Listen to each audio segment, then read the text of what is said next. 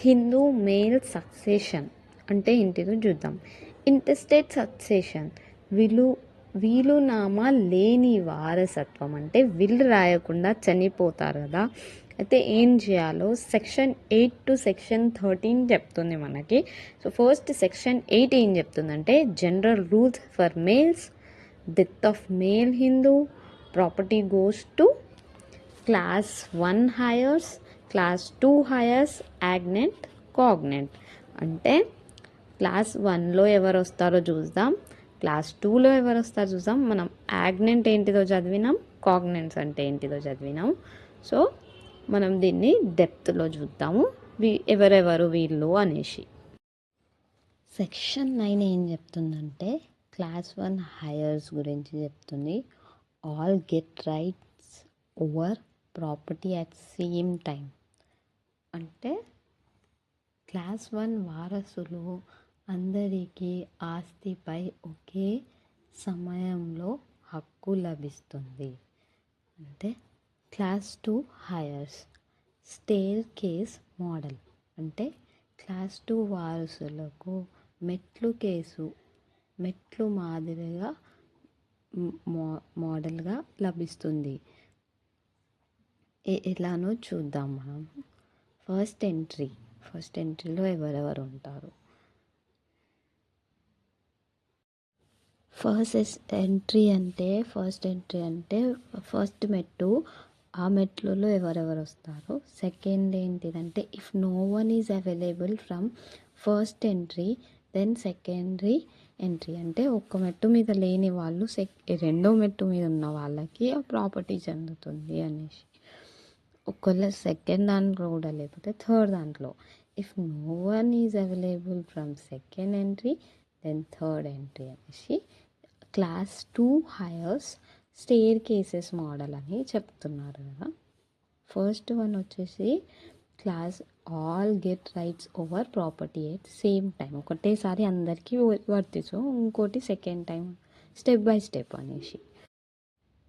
Section 10 and section 11 ఏం చెప్తుందంటే ఒక హిందూ మేల్ పర్సన్ చనిపోతే వారి ఆస్తి ఎవరెవరికి ఇస్తుందంటే, నేను పిక్చర్లో వైఫ్కి ఫస్ట్ వైఫ్, తర్వాత కొడుకుకి, తర్వాత ఆడపిల్లలకు వస్తుంది. When Hindu dies intestate and class 1 heir are present, property in divided equal among them. అంటే ఫస్ట్ వీళ్ళకే చెందుతుంది, వీళ్ళు లేకపోతే ఎవరికి చెందుతుందో చూద్దాం మనం. Each heir get 1 equal share, అంటే ఒక్కొక్కరికి కంపల్సరీగా ఈక్వల్ షేర్ వస్తుంది అని అర్థం. ఈ సెక్షన్ 10 అండ్ సెక్షన్ 11 ఇదే చెప్తుంది. 11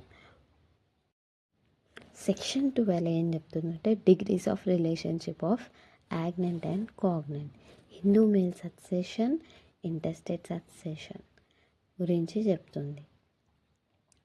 సెక్షన్ 14 టు సెక్షన్ 16 ఏం చెప్తుందంటే ఆఫ్ హిందూ సక్సెషన్ యాక్ట్ 1956 గురించి చెప్తుంది. మనం ఇది తెలుసుకోవాలంటే నెక్స్ట్ చూడాలి. జస్ట్ ఈ సెక్షన్స్ ఇవి చెప్తున్నాయని మాత్రం మీరు చదవండి, ఓకేనా.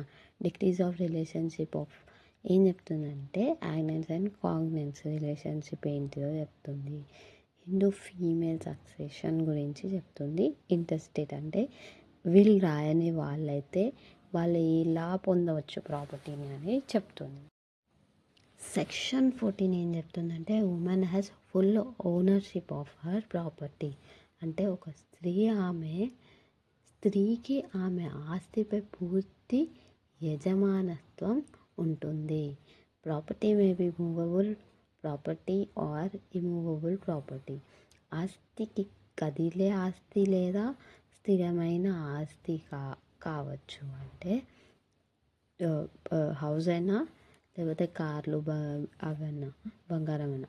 Women property can be self acquired property, స్వయంగా సంపాదించుకున్న ఆస్తి అయినా, ఇన్హెరిటెంట్ ప్రాపర్టీ, వారసత్వంగా వచ్చినది ఆస్తి అయినా సరే, maintenance, stridhana. General rules for female succession act, the death of a female Hindu dying intestate, property will go to. అంటే ఒక అమ్మాయి చనిపోతే ఆమె ఆస్తి ఎవరికి వస్తుంది అనేసి సెక్షన్ 15 చెప్తుంది. అయితే హిందూ మహిళ వృత్తి తర్వాత ఆస్తి వారసత్వం గురించి సాధారణ నిబంధనలు చెప్తుంది. ఈ సెక్షన్ క్రమంగా ఒక హిందూ మహిళ ఆమె చనిపోయే సమయానికి లేకుండా ఇంటెస్టేట్ ఉంటే ఆమె ఆస్తి ఎవరికి వెళ్ళాలి అనే క్రమం ఇక్కడే ఉంది. సో హిందూ మహిళ చనిపోతే ఆమె ఆస్తి ఈ క్రమంలో వెళుతుంది. మొదట ఆమె భర్త, కుమారులు, కుమార్తెలు మరియు మరణించిన కుమారుడు, కుమార్తెకు పిల్లలు ఉంటే వారు కూడా వీరందరికీ సమానంగా ఆస్తి పంచబడుతుంది. అయితే ఆడామె చనిపోతే వాళ్ళ ఆస్తి ఎవరికి పోతుంది అనేసి ఇందులో చూస్తున్నాం. ఫస్ట్ కొడుకులకి, sons, daughters and husband, grandchildren. కొడుకుకి, కూతురికి, కూతుర్లకి, కొడుకులకి, మన భర్తకి పోతుంది. తర్వాత కొడుకుల పిల్లలకి, కూతుర్ల పిల్లలకు పోతుంది. వీళ్ళెవ్వరు లేని పక్షాన భర్త వాళ్ళ సైడ్ తదితర వాళ్ళు ఎవరైతే ఉంటారో వాళ్ళెవరు లేకపోతే మన పుట్టింటి వాళ్ళ సైడ్ పోతుంది. ఫాదర్ హయర్స్ తండ్రి వారసత్వం, మదర్ హయర్స్ తల్లి వారసత్వం. అంటే ఒక్కొక్క స్టెప్ వీళ్ళు ఫస్ట్ లేకపోతే సెకండ్ వాళ్ళ దగ్గర వెళ్తారు. సెకండ్ వాళ్ళు హస్బెండ్ హయర్స్ వాళ్ళు లేకపోతే మదర్ అండ్ ఫాదర్. వీళ్ళిద్దరు లేకపోతే వాళ్ళ ఇంకా చుట్టాలు ఫాదర్ హయర్స్, మదర్ హయర్స్. ఇలా ప్రాపర్టీ వీటిలో స్పెషల్ కండిషన్ ఏంటిదో మనం చూద్దాం. If a woman gets property from her mother or father then husband heirs do not that property. అంటే ఒక అమ్మాయి పెళ్ళి చేసుకొని వెళ్ళేటప్పుడు ఆమెకి వాళ్ళ అమ్మ నాన్న నుంచి వచ్చిన ఆస్తి అత్తగారింట్లో ఇవ్వబడదు. ఆమె ఆస్తి ఆమెకే పెట్టుకోవాలి, ఆమె వాళ్ళ హస్బెండ్ సైడ్ వాళ్ళకి ఇవ్వద్దు అనేసి చెప్తున్నారు. Of woman gets property from her husband or in-laws property does not goes to her mother and father. అంటే ఒక అత్తింటి ఆస్తి పుట్టింటికి వెళ్ళకూడదు, పుట్టింటి ఆస్తి అత్తింటికి వెళ్ళకూడదు అనేసి ఇందులో చెప్తున్నాను. స్పెషల్ కండిషన్ ఇది.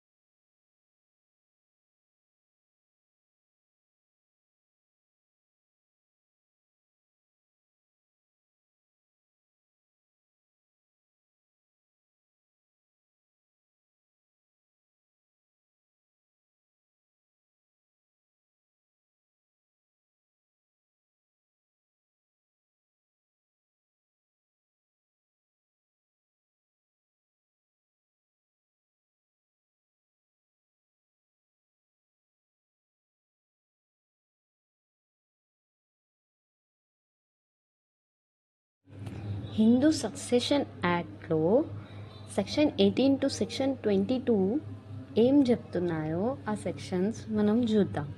జనరల్ రూల్స్ ఆఫ్ సక్సెషన్ అంటే సెక్షన్ 8 ఏం చెప్తుందంటే full blood is preferred over half blood. అంటే రక్త సంబంధం, సొంత రక్త సంబంధం వాళ్ళు మాత్రమే ఈ ఈ హిందూ సక్సెషన్ యాక్ట్కి అర్హులు. హాఫ్ బ్లడ్ అంటే వేరే, అంటే ఇద్దరు అమ్మలు ఇద్దరు నాన్నలు అలా ఉన్న వాళ్ళకి, వేరే రిలీజియన్ వాళ్ళకి ఇది వర్తించదు అనేసి సెక్షన్ 8 చెప్తుంది. ఫస్ట్ ప్రిఫరెన్స్ ఇస్తుంది, సెకండ్ వాళ్ళకు కూడా ఇస్తుంది అనేసి చెప్తుంది. సెక్షన్ 19 ఏం చెప్తుందంటే if 2 or more heirs are getting property together, అంటే ఇద్దరు లేదా అంతకంటే ఎక్కువ మంది వారసులు కలిసి ఆస్తిని పొందుతుంటే they get it in per capita, అంటే వారు దానిని తలసరిలో పొందుతారు. They get it as tenants in common and not joint, అంటే వారు దానిని ఉమ్మడిగా కాకుండా ఉమ్ముడిగా అద్దెదారులుగా పొందుతారు అనేసి సెక్షన్ 19 చెప్తుంది. మనం సెక్షన్ 20, 21, 22 కూడా చూద్దాం. Important section 20 child in whom at the time of death of a person, అంటే పిల్లల హక్కు గురించి చెప్తుంది. గర్భంలో ఉన్న శిశువు పుట్టక ముందే ఉన్న పుట్టిన హక్కు కూడా వారసత్వ హక్కు ఉంటుంది అని చెప్తుంది. Born alive after death of a person, అంటే శిశువు పుట్టినట్లయితే అతనికి ఆమెకి కూడా వారసుడిగా హక్కు ఉంటుంది. The will get property from dead person, అంటే తండ్రి చనిపోయే సమయంలో ఆ పిల్లవాడు గర్భంలో ఉంటే పుట్టిన తర్వాత అతనికి వారసత్వంలో భాగం ఉంటుంది. ఫైనల్గా గర్భంలో ఉన్న పిల్లవాడికి కూడా వారసత్వ హక్కు ఉంది పుట్టిన తర్వాత. సో సెక్షన్ 21 ఏం చెప్తుందో చూద్దాం. తాతమ్మ అండ్ మామిళ్ళ మధ్య ప్రాధాన్యత orders of succession among heirs in class 2 అంటే ఏంటిదో నేను చెప్తాను మీకు. సో సెక్షన్ 21 ఏం చెప్తుందంటే సైమల్టేనియస్ డెత్స్, అంటే సడన్గా చనిపోతే వాళ్ళ ఆస్తి ఎవరికి వస్తుంది అనేసి చెప్తుంది. We don't know who dead first, అంటే ఎవరు చనిపోతారో మనకి చెప్పలేము కదా. ఎవరు చనిపోతారో అనేసి చెప్పగలుగుతారా? ఎవరు చెప్పలేరు. ముందు ఏజ్డ్ పర్సన్సే చనిపోతారు అనేసి మనం అనుకుంటాం. Person youngest in family died last, అంటే ఒక ఫ్యామిలీలో చిన్నవాడైన వాడే లేట్ చనిపోతాడు. ఎవరైతే ముసలి వాళ్ళు ఏజ్ ఎక్కువ ఉన్న వాళ్ళే ముందు చనిపోతారు అనేసి మనం అనుకుంటాం. అలాగే సెక్షన్ 21 ఏం చెప్తుందంటే హైయర్ వన్ ఇన్ క్లాస్ 2 వారసుల్లో ఎవరికి ముందు హక్కు ఉంది అన్నదాన్ని ఈ సెక్షన్ వివరిస్తుంది. క్లాస్ 2 వారసులు అనేవారు దళాలు, అంటే ఎంట్రీస్ ఉంటే వారసులు.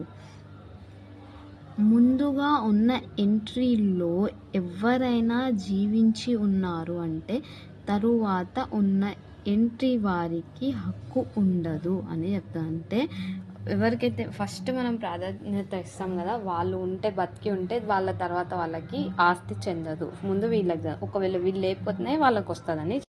సెక్షన్ 29 ఏం చెప్తుందంటే సింపుల్.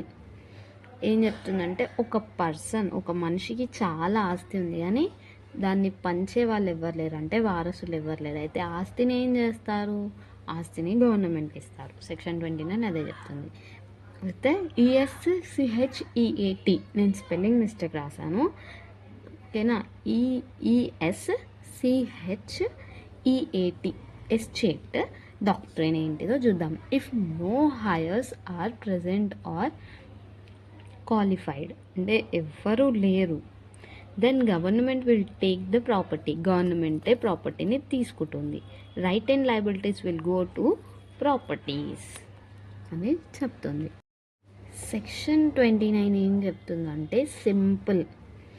ఏం చెప్తుందంటే ఒక మనిషికి చాలా ఆస్తి ఉంది కానీ దాన్ని పంచే వాళ్ళు ఎవరు లేరు, అంటే వారసులు ఎవరు లేరు. అయితే ఆస్తిని ఏం చేస్తారు, ఆస్తిని గవర్నమెంట్కి ఇస్తారు. సెక్షన్ 29 అదే చెప్తుంది. అయితే ESCHEAT, నేను స్పెల్లింగ్ మిస్టేక్ రాశాను, ఓకేనా. ESCHEAT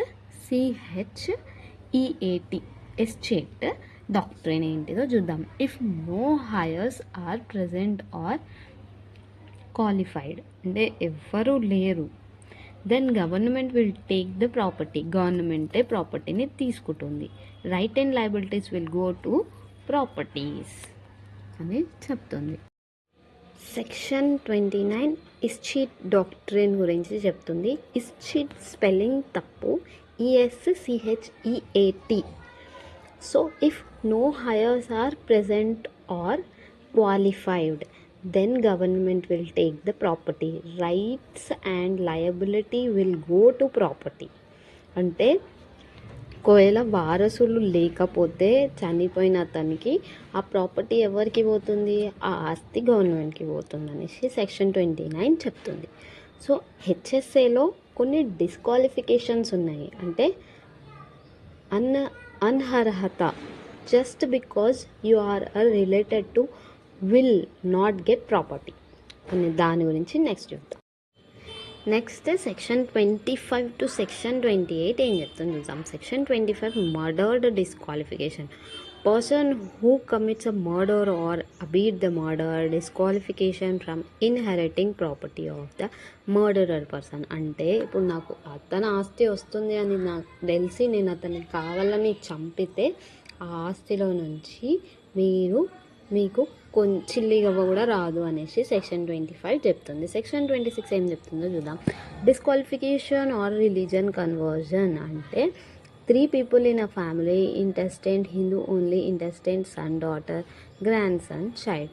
అంటే ఎవరైనా మతం మారినా కానీ కూడా ఆ ఆస్తి మీకు రాదు అనేసి కింద ఈ 3.